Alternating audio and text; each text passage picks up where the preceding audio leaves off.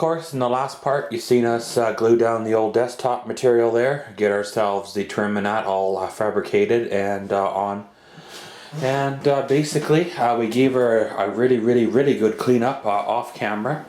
Got all the dust and, cuttings, sandings and all that good stuff, picked up off the desktop and did a fairly good job on the floor because we don't want it blowing, up and in.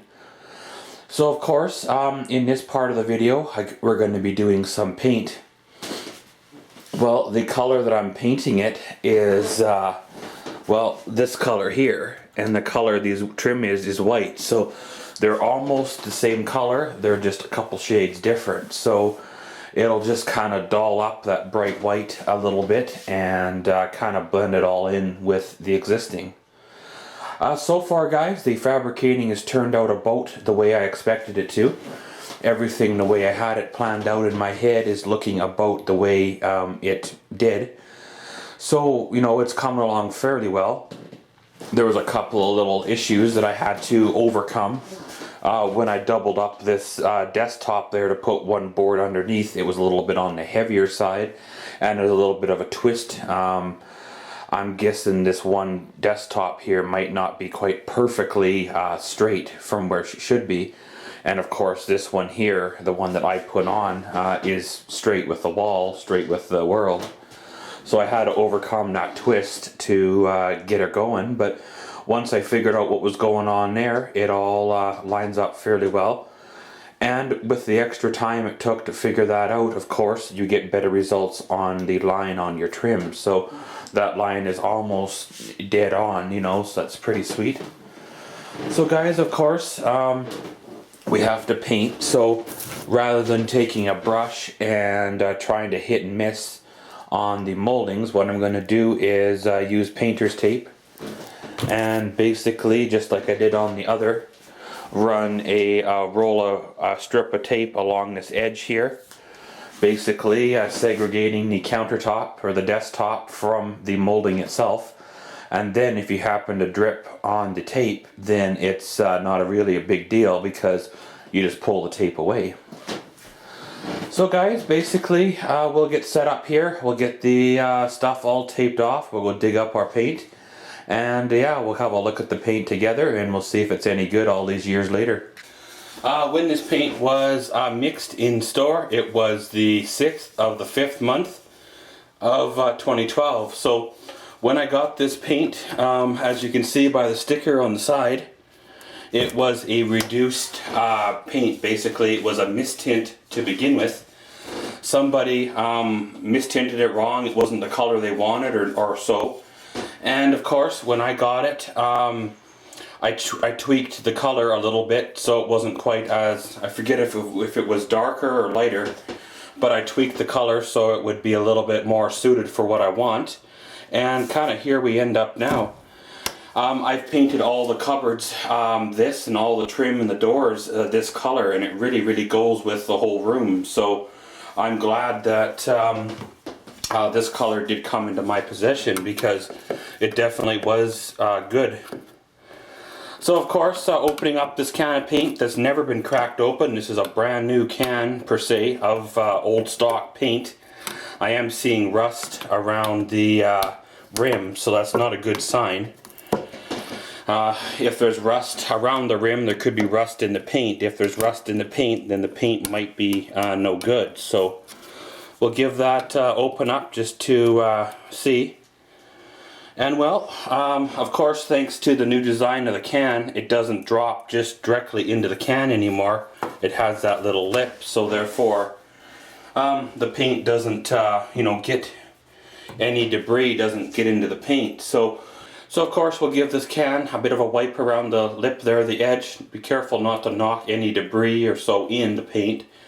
And then we'll give her a good old mix with our stir stick and pretty much get to painting. So there's a little bit of a thicker layer on top. It's probably all the tint, all the solid they put in it to change the color from bright white to this off kind of a off-white kind of per se. I don't even know the name of the color because the color wasn't even a color. It was just a custom match on the sticker. So if I ever need more of this paint, which I'm probably gonna eventually, I'll have to take a sample of this down. Even just a bit dried onto the old paint stick will be enough for them to color match it for a gain, and then we can go from there. So I'll get this all mixed up there, guys, and then yeah, we're good to go. Well guys, here we go. Got the first coat of the trim paint on. Pretty much got the back all done, got the front trims all done, pretty much all the way around. I did over here on this corner, gave it a slight blend into the corner there. Being the same color and all, it's all gonna match fairly decent anyways. I know it comes from a different can of paint, so there could be a slight variation from can to can, but as a general rule, it's all close to being the same. Of course, being mist tints, that might totally go out the window. I got one more little issue right over here in the corner there to fix, but that's no biggie when I got the wall color going. But I guess that's understandable. For painting, you're going to have a little whoops or mistake, you know, now and again, right? But all in all, guys, she's coming along fairly well. I got to do, like I said there in the last video, a little bit of mud and a little bit of sanding to fill a couple of screw holes and a couple of scratches in the walls. A couple little nicks, and she's good to go. Originally, guys, I was going to put the little jut out here, just another, whatever that would be, 18 inches between that line right there and there, but upon looking at it now, I didn't really need it, and when you consider it would have took 2 more brackets and another piece of plywood to get that result, that little 18 inches or so really wasn't worth it now, was it? So guys, I'm gonna let her all dry a little bit here, give her a second coat, and then we'll see how she looks after the second coat. But for right now, of course, being we're covering a light color with another semi-light color, it covers fairly well.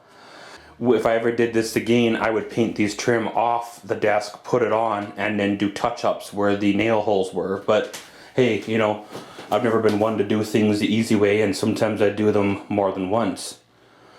So guys, of course, we'll let this dry, and yeah, we'll see you at the other end. So we just did the second coat here on the trim and all that good stuff. She's covering up really well. I guess, you know, it's going to be a short painting session. Well, I had me a look underneath the desktop there at some of those nicks and scratches. And actually, with a little bit of a sand, they can just be painted right over. It's no real big deal there. So while the paint was drying here, I squirted a little bit of mud here in the doorknob hole. Every time I've done a project and I have mud left over, instead of throwing it in the garbage, I've been just putting it in that hole.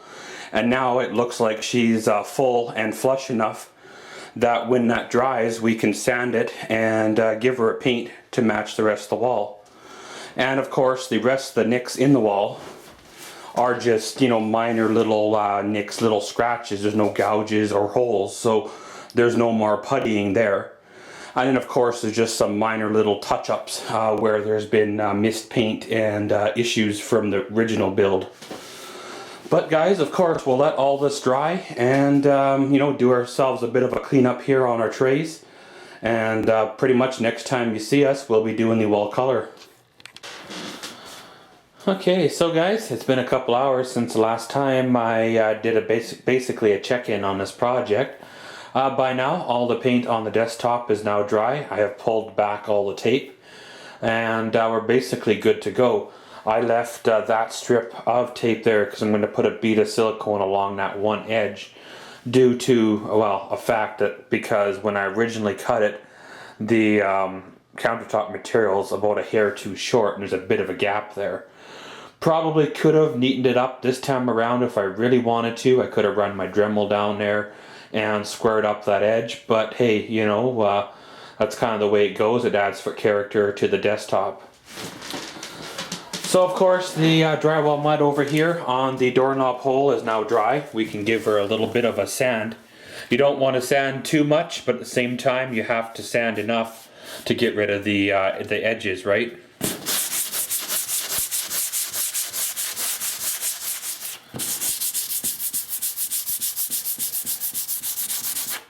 So basically you give her a sand till she feels reasonable. You can't really feel any high spots or any ripples or nothing. Even your doorknob area itself feels okay. It's always going to have a little bit of a scar there even once it's painted.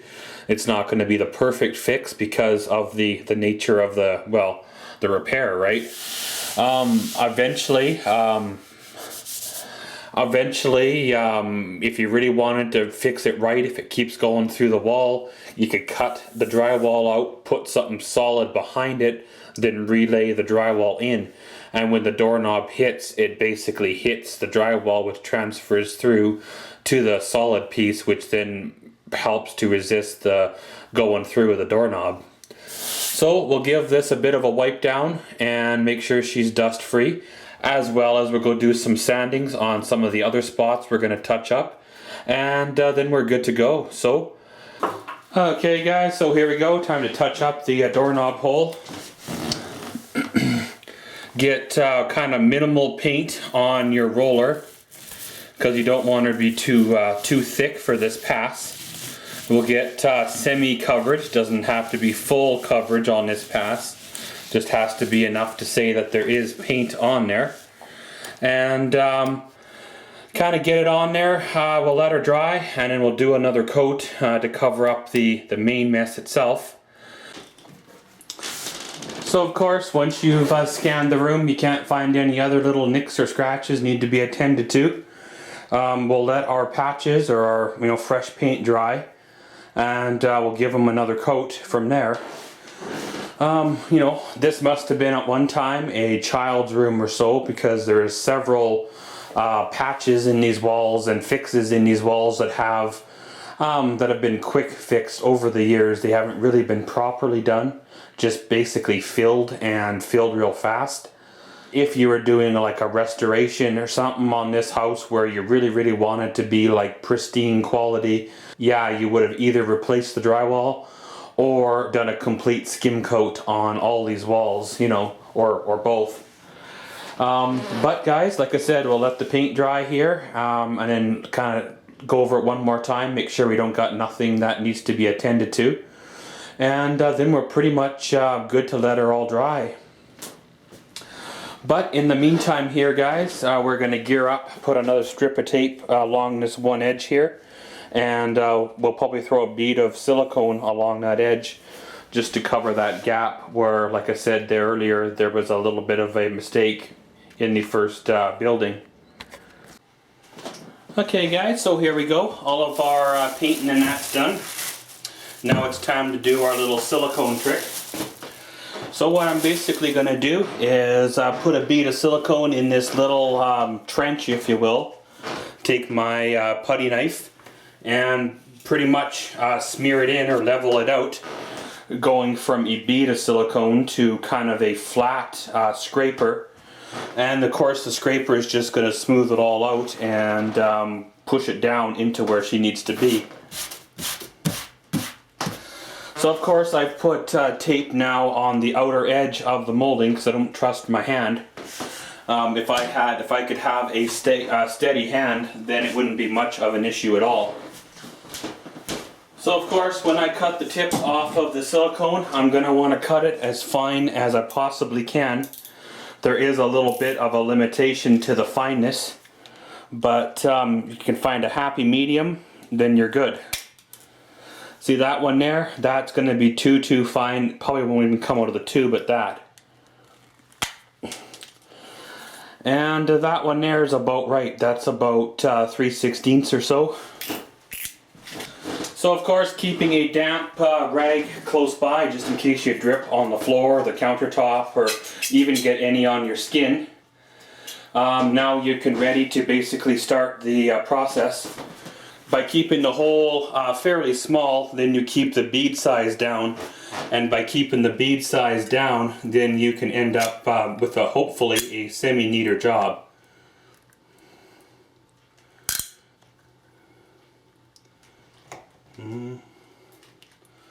So you just kind of layer on in here, kind of paying attention to about where you are on the desktop. because you want to make sure to kind of gauge your speed with the width of the crack.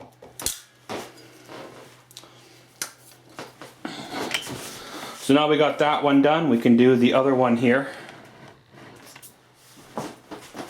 Basically using the same method.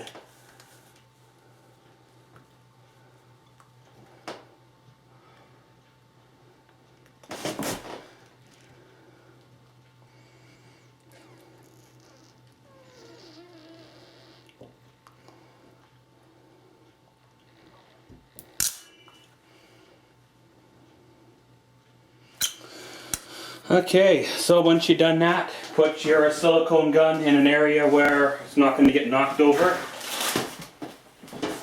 And take your little, putty knife, squeegee, whatever you're going to want to use. Then basically we'll try to even her out.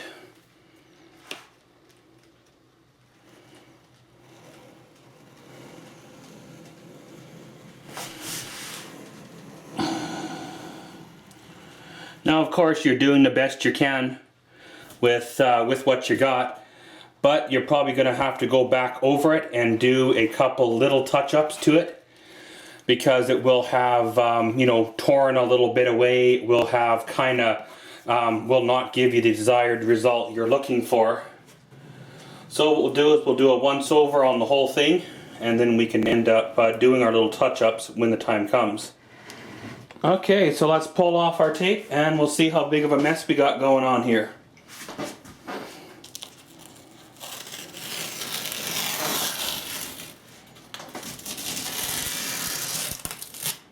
This too will do a test on how well your paint is adhered to the surface.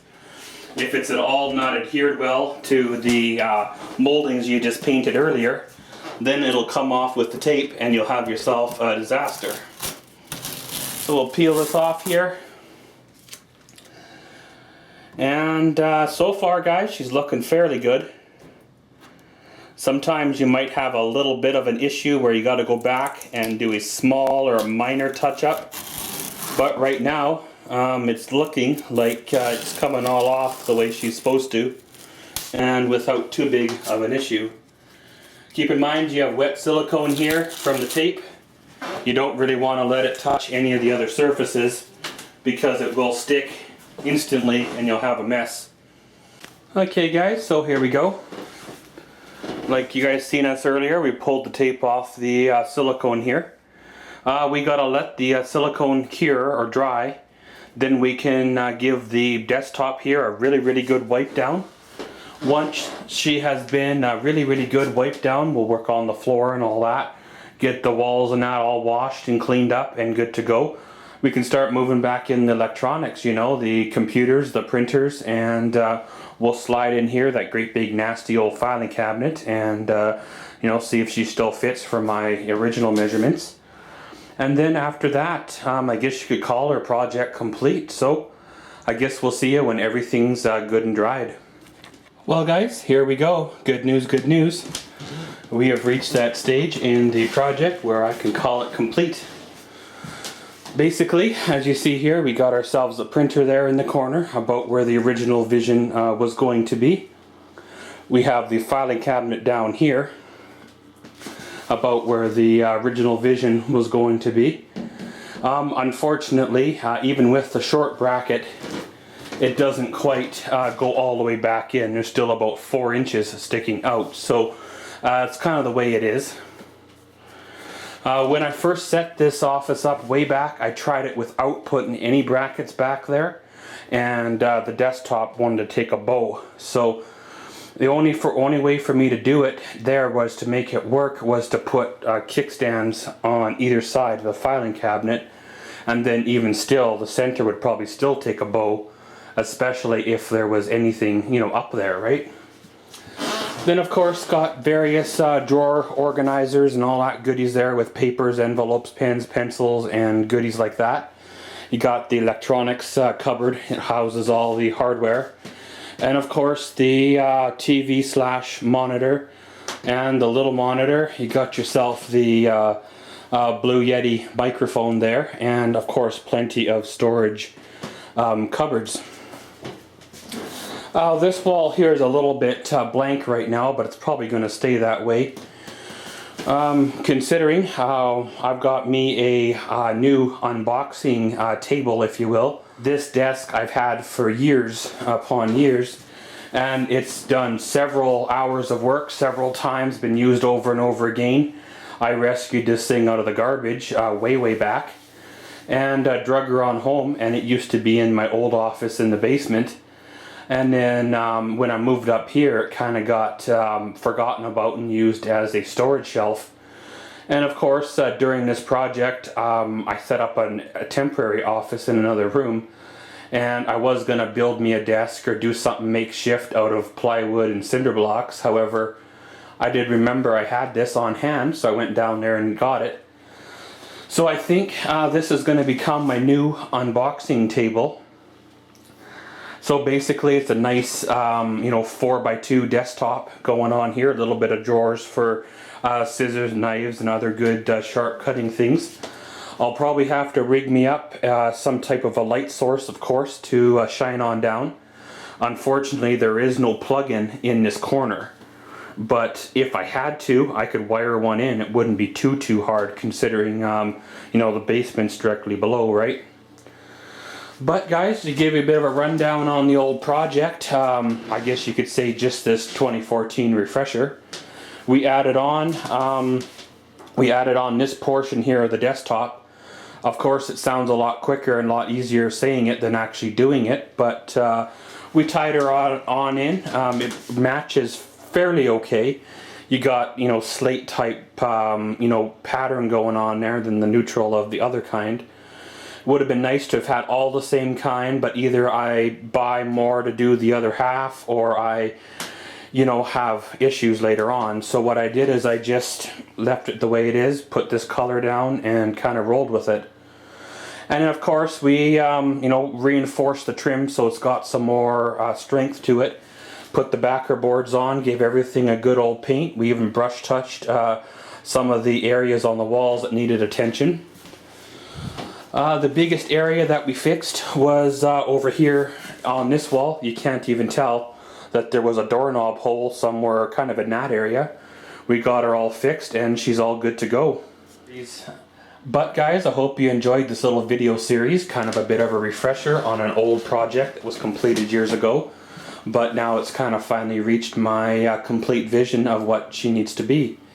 I might do a little bit of tweakings, considering the envelopes and stuff are here and the printer's over there. I might move it over there, and but she's basically a completed project, if you will. So guys, as always, thanks for watching Maxwell's World. Comment, subscribe, and enjoy.